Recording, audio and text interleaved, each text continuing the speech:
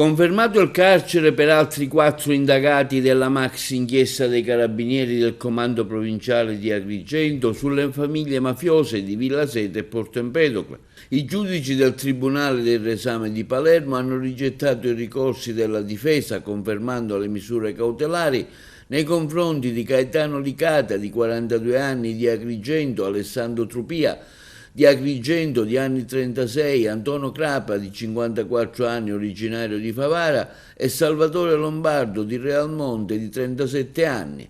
Secondo gli investigatori, il Licata avrebbe avuto un ruolo di vertice nella cosca di Villa Seta, in particolare sarebbe stato il braccio destro del presunto boss Pietro Capraro. Trupia è ritenuto il capo, piazza dallo spaccio, e avrebbe gestito la vendita al dettaglio degli stupefacenti.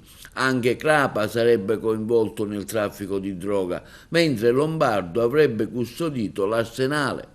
Per gli inquirenti, i clan di Agrigento, Villa Seta e Porto Empedocle avrebbero stretto un'alleanza organizzando lo spaccio di droga e mantenendo il controllo del territorio con la sua disponibilità delle armi di guerra, tra cui il fucile mitragliatore Kalashnikov sequestrato in un terreno di Realmonte durante le perquisizioni dello scorso luglio.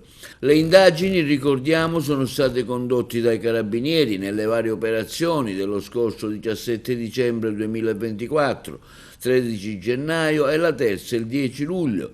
Il 15 settembre 2025, dinanzi al giudice per le udienze preliminari, compariranno i 54 imputati sui quali pende l'istanza di rinvio a giudizio.